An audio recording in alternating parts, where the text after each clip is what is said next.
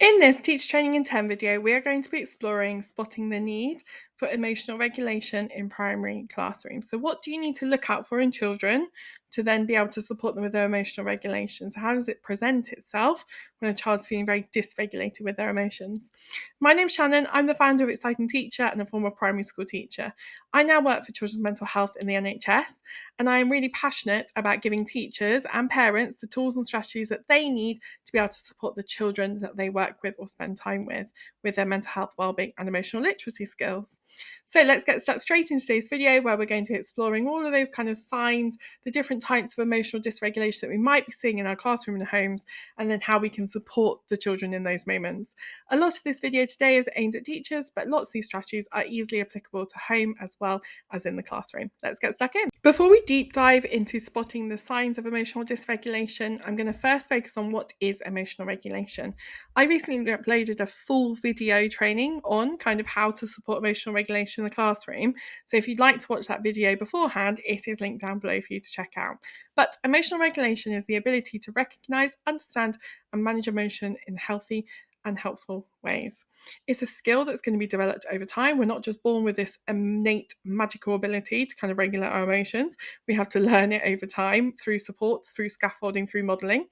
In the classroom, this looks like a child being able to calm themselves after being upset, wait their turn, express feelings appropriately, and ask for help. So that's what an emotionally regulated child looks like. Every child has the ability to learn how to regulate their emotions. Some just need a bit more support and guidance and explicit teaching compared to others. Others are very aware of what's going on around them and they pick up on all the modelling cues as they get older. So a child-friendly definition of emotional regulation. So we explain this to children by saying emotional regulation means learning how to calm down when we are feeling big feelings. And that's going to support the child to kind of understand what we're doing here. So let's get stuck into the signs of emotional dysregulation, what you're going to be looking out for in your classroom, and practical ways that you can use to support when those big feelings are bubbling up and you're going to need something to support with the emotional regulation for moving forwards. Remember, children aren't born with this skill. They need to be learnt. They need to learn how to do it and be taught how to do so as well. Let's go with spotting those signs, symptoms. Signs. Spotting the sign. Emotional dysregulation can present itself in the form of sensory overload. What does this look like? It's going to look like a child covering their ears or their eyes, crying, running, or hiding, agitation, irritability, hyperactivity, or avoidance of certain areas or activities as well. That's just kind of a brief overview of some of the things it might look like, but gives you the general gist. Why is it happening? Well, the environment is far too stimulating for them. There's too much noise, movement, light, smell, visual clutter, all of that kind of stuff. And that can be really upsetting, kind of that sensory medium, that kind of happy sensory zone that they'd like to be in. So, classroom strategies wise, how do you support it? So, create a quiet, calm space or a cozy corner with some soft lighting, maybe some ear defenders or some headphones to listen to some calm music and some calming textures as well. So, nice soft cushions, nice blankets, things that just make children feel nice and calm, and kind of their sensory kind of overstimulation can just kind of calm down a little bit. Using visual or sensory filters, so things like desk dividers, sunglasses, ear defenders, all those kinds of things. If you've got a classroom there where it's particularly difficult to kind of meet some of those sensory needs within the environment. Allow for sensory breaks, so things like jumping, squeezing, stretching, sensory toys, heavy lifting, pushing, pulling, all of that kind of stuff to kind of calm down the senses. Keep displays low clutter and the lighting soft when possible. I used to teach in my classroom quite a lot of the time with the lights turned off and my board settings turned all the way down. So we'd have the lights off, we just have the natural light, sometimes the blinds would pull down as well, and we just keep it nice and lowly lit so that everyone kind of felt sensory kind of okay and able to kind of learn in that environment. So that's kind of key here. Now, tools that can help you, so things like developing a sensory toolkit for the child, that's going to be individual to the child and their needs. Calm boxes, fidget toys and tools when they need them that are open accessibility and they can just access them when needed. Weighted cushions, weighted blankets, all of that kind of stuff as well is going to support. So, spotting emotional dysregulation caused by sudden change or transitions. Things that we are looking out for here are tears or tantrums at the end of the day, at the end of playtime, between activities from the carpet to the table, for example. Refusal to leave or join an activity as well. So, they might be really stuck in, they really don't want to leave it behind, or maybe they don't want to join in a new activity. Panicking, freezing, or explosive behaviour that's out of control and hard to manage. We've also got why is this happening? So, it's when unpredictable shifts in routine feel unsafe or disorientating. That's key. The child is responding this way with their big feelings because they are feeling unsafe. So we need to help them to feel safe again. So how do we support them? So using a visual timetable or now and next within our classroom. So making sure that we're sticking to our visual timetable so they know what's coming up and what's happening next, or individualize now and next boards as well to kind of really tailor it to the specific child. And that can be then breaking things down into really micro short periods of time, giving a countdown to warning. So 5 minutes left, 2 minutes left, 1 minute left, 30 seconds left, and then we're going to tidy up rather than just let's tidy up. For transitional songs or rituals, so things that you might play a certain song when lining up, or when washing our hands, or when moving from the carpet to the table. So it's kind of, it's a part of our routine. The child knows what's coming.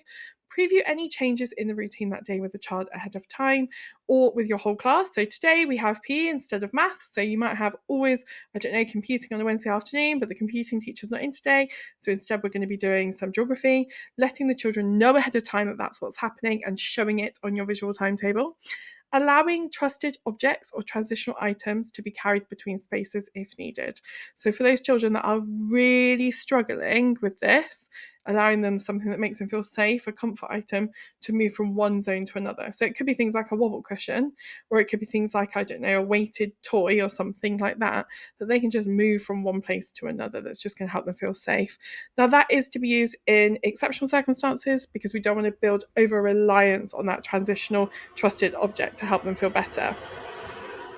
Wow, apologies for the tractor. So loud. Tools that are going to help us are the steps approach, transition countdowns, and visual daily plans as well. So having our visual timetable up, our transition countdown so children know what's coming up and when it's going to be happening, and then also our steps approach, which I'm going to explain on the next slide. Apologies for the noise. I filmed this clip about 20 times, so we're going to roll with it. Onto the steps approach. So the steps approach is all about breaking tasks down into manageable and achievable steps for children. This is going to reduce the cognitive load that they need to remember to do all of the instructions that you've just given them. It's going to give them a clear visual so they know what step they're on and what step they're trying to reach. And it's going to support with that emotional regulation of I'm in the moment, I'm feeling calm, I'm in control. If you think about our window of tolerance, they're right in the middle of that zone rather than either end. And that's going to support with kind of continuously regulating those emotions at a steady, calm level. If you would like to find out more about the STEPS approach, you'll find it in the Exciting Teacher Hub. I'm going to leave a link down below. It's for our Plus members only.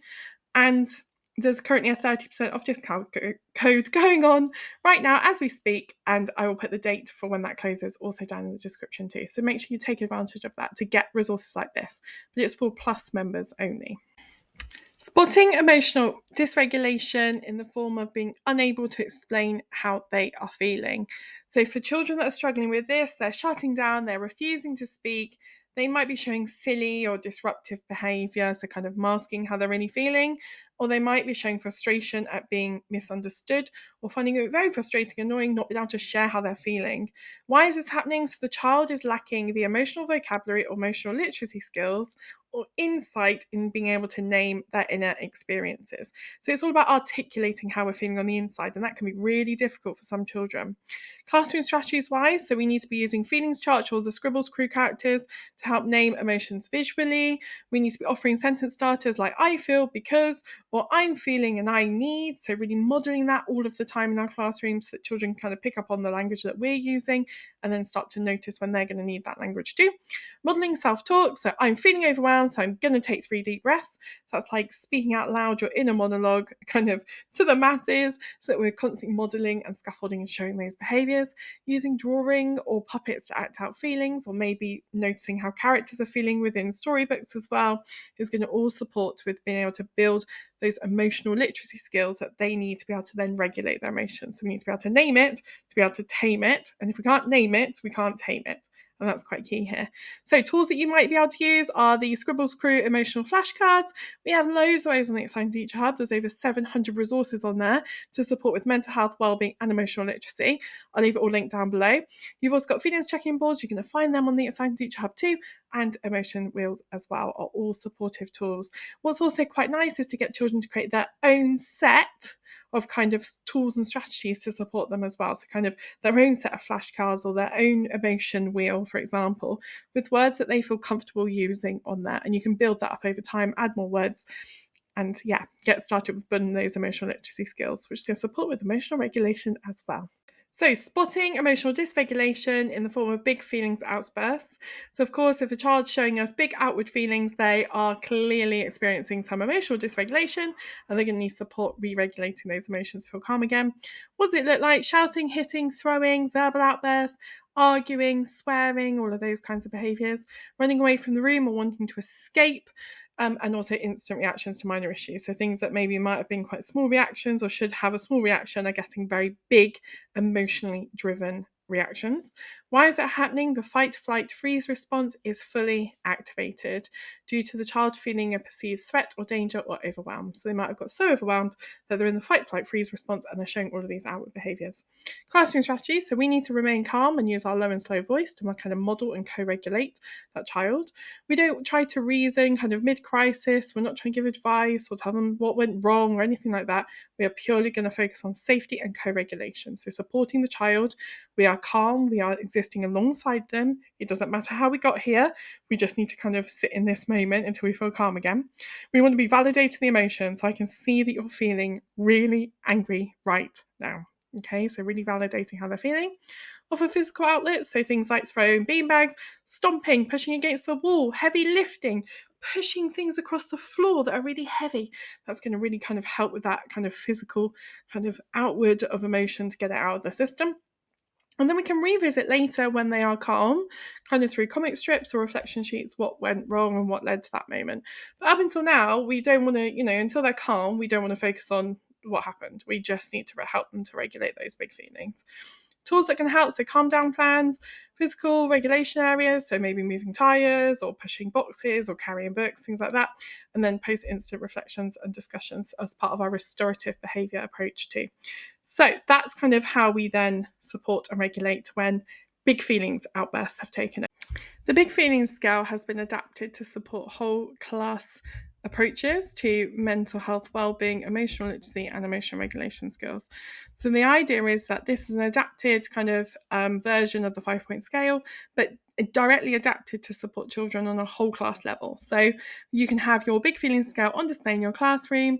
You've got the 1 to 5 kind of scaling rating with all the different emotions that kind of come under the umbrella of each category, kind of what children might feel like or what their body might be doing when they're feeling that way, and then what they can do in that moment to support them with feeling better and moving back down from say a 4 down to a 2, or from a 5 down to a 3, or all the way back down to a 1 as well. So the idea is that children can kind of spot when they're feeling a big feeling bubbling up and then work their way back down by using some calming strategies to get them there. You could add photos to this, you can make it completely your own, you can make the volcano kind of look really cool in 3D, but the big feelings scale is just going to support with that emotional regulation and emotional literacy skills in parallel in your classroom on a day-to-day basis. If you'd like to know more about this strategy, you will find it in the Exciting Teacher Hub for Plus members. I'm going to leave a link down below, as I've already mentioned before now, to kind of support you with getting started with that. What about when the emotional dysregulation is presenting in the form of hyperactivity or restlessness? So this looks like a child not being able to sit still. They might be constantly talking or fidgeting, wanting to move around. They are very distracting of others and they're blurting out answers. They're not following instructions. It's almost like they can't stop themselves from kind of doing it. And they are very much struggling with waiting or turn taking. You've probably got a child in mind in your class right now who is showing some of these behaviours some of the time. So why is it happening? It's often a response to internal discomfort or an unmet need for movement. So the child's needing movement, they're needing activities to keep them busy and occupied, or maybe they are experiencing some kind of internal discomfort. So their needs just aren't being met in those moments. How are we going to support it in the classroom with some strategies? So we're going to build in regular movement breaks. So brain gym, star jumps, stretches, yoga, doing the daily mile, whatever it might be. We're going to schedule in those regular movement breaks. We're going to use movement-based tasks, so things like fetch items, standing stations, move from one side of the classroom to another during our input, so the child's constantly moving. Allow the child when working at their desk to maybe be standing or sitting on an alternative seating method, like one of those exercise balls, something like that, or maybe lying on the carpet, whatever it might be, to kind of give them that feedback from the need to move. Sit near calm peers or provide fidget bands or foot foot rollers as well. So kind of give them that support by sitting near calmness, but allowing them to vent that kind of need for movement as well.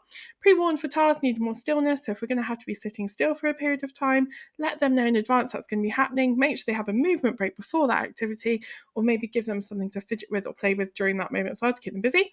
Reinforce effort to self-regulate. So I saw you squeeze your fidget instead of calling out, well done. So noticing those behaviours that we want to see more of is going to help them feel safe, calm and more regulated. Tools that we can use, so fidget tools and toys, movement cards, so things like brain break cards, movement breaks, so the child can kind of self-select and do that, and also things like wobble cushions are commonly used across classrooms as well. The idea of embedding emotional regulation into your daily routine in your classroom and home doesn't need to be complicated. We have the Wellbeing Nook, as for Exciting Teacher Plus members, that supports you in building in emotional regulation, emotional literacy skills, affirmations, mindfulness, all of those kind of goodness, breathing techniques, grounding techniques, into your classroom without the need to make it super overcomplicated. So you can just schedule these into throughout your day to kind of come back to just to re-regulate your class, or come back to them when you really need them. So we've got things that are around connection, we've got kind of noticing and observing videos as well, drawing, doodling, all sorts of things that's going to help children just to regulate their emotions through these kind of tools and resources and videos that you can just pop into your kind of daily timetable to support that ongoing continuous regulation of emotions. So if you'd like to find out more about the Wellbeing Nook, I'm going to leave a link down below. And again, it's for Plus members only, and you can access tens and tens and tens of videos linked to kind of regulating emotions or building emotional literacy skills. So it's kind of something there for everybody. And it's perfect for EYFS all the way up to year 6 as well. And finally, for today's video, we've got spotting emotional dysregulation in the form of freezing or shutting down. Now, these children are withdrawn, they're silent, they're still, they're not wanting to take part. They're refusing to move or engage with activities.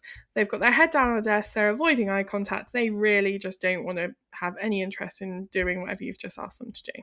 Why is it happening? The nervous system is overwhelmed and it's entering into freeze mode to keep itself safe. So the fight, flight, freeze response is again activated. That perceived threat and danger is there, and the nervous system is just trying to keep them safe. So amygdala is kind of really going, hang on a minute, we just need to freeze to keep us safe. How do we support this in the classroom? So we need to sit alongside them gently, don't demand eye contact or speech, to show that we're there, that we're present. Use soft, predictable language, so you're safe, I'm here when you're ready, so letting the child know that you're there and validating how they're feeling. Offer choices with a yes or no gestures or visuals. So it might be that you have kind of visuals printed on the table so they can respond through visuals, or thumbs up or thumbs down, or a nod or a shake of the head. Use non-verbal calming, so breathing visuals, rhythmic tapping, so where you give yourself a hug and you tap like a butterfly, for example, or gentle movements like rocking or swaying, and invite connection before expectation. So we're just wanting to connect with the child, link in with them, let them know that we are there before we can then support them kind of access the activity and get on with the task they need to do. So this form of emotion regulation is seen perhaps quite often with children that are just straight up refusing to take part in tasks. We can support them through using things like communication fans, so letting them know how they're going to communicate with us, what do we need them to communicate on the fan rather than having to talk. Visual choice boards, so giving them the option of 2 choices and showing it visually so they can then choose and self-select. Sensory comfort items as well, sensory breaks, calm corners, and that kind of more need maybe to co-regulate during those moments too when they're finding it hard to regulate their own emotions.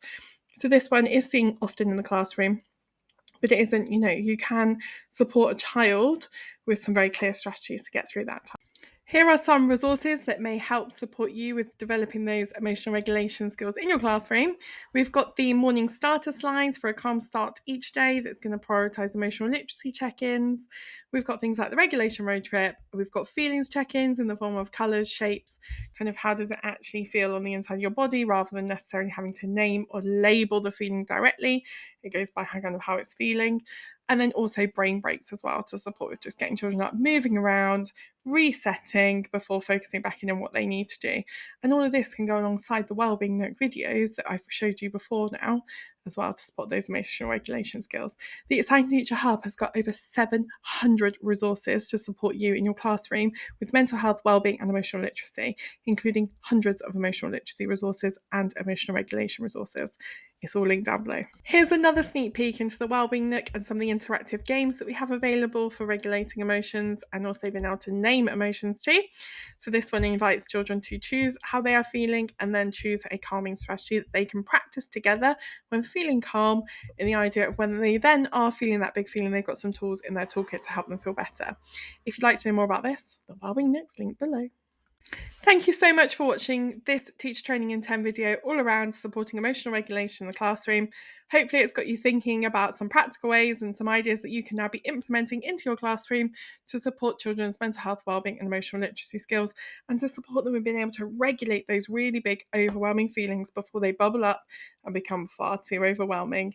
My name's Shannon, I'm the founder of Exciting Teacher, and thank you so much for stopping by Teacher Training in 10. Don't forget to like and subscribe because I upload every single Monday a new teacher training video for you for free, of course. If you'd like to get my free guide on how to get a calm classroom with 99 ideas on how to do so, it is linked down below.